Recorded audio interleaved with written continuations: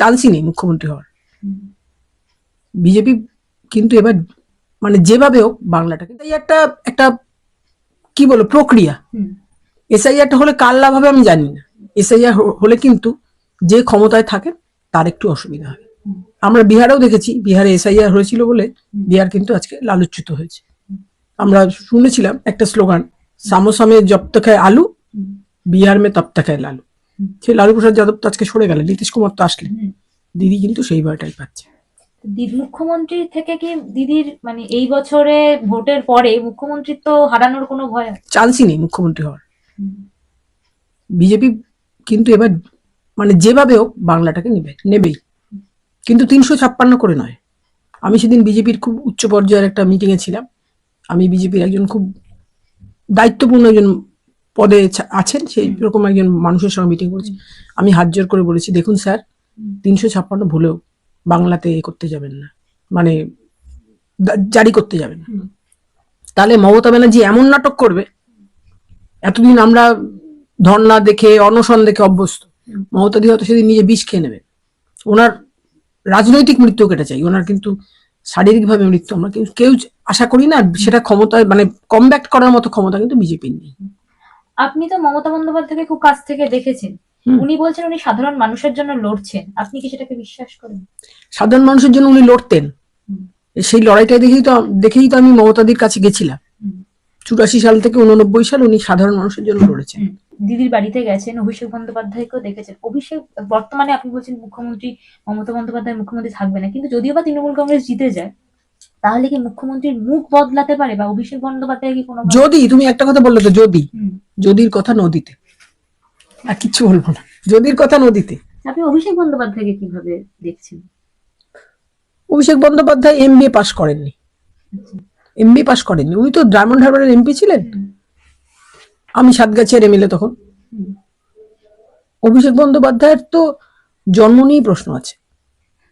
যেমন আমার বাচ্চার জন্ম নিয়ে মুখ্যমন্ত্রী কাকলি ঘোষ দস্তিদারকে আমি দেখাতাম। কাকলি ঘোষ দস্তিদার যেমন আমার বরকে ফোন করে বলেছিলেন, লালু শোন,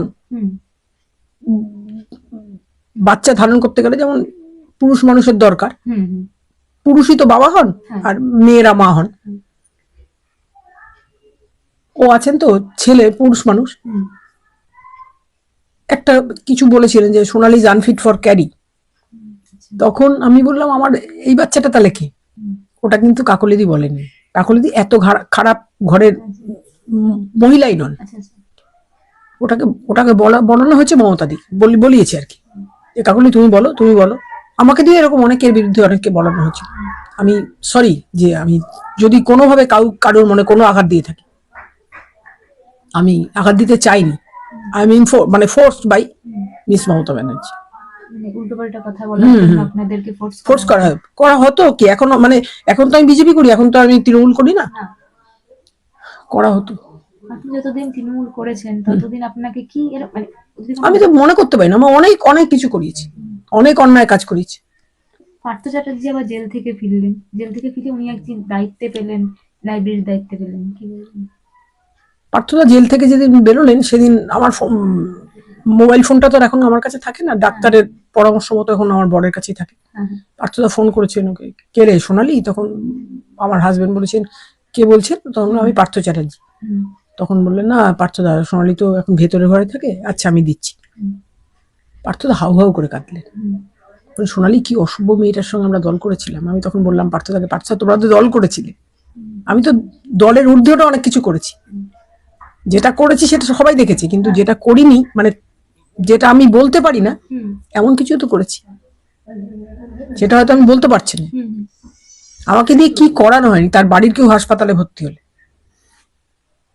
আমি নার্স করেছি মানে নার্সিং ট্রেনিং নিয়ে না, আয়ার মতো ছিলাম। হ্যাঁ, দিদি মাসিমা ভর্তি ছিল, আমি আনন্দের সঙ্গে কিন্তু করতাম। দিদি মাসিমা ভর্তি আছেন তো আমি হাসপাতালে থাকবো, দিদি আচ্ছা তুই থাক।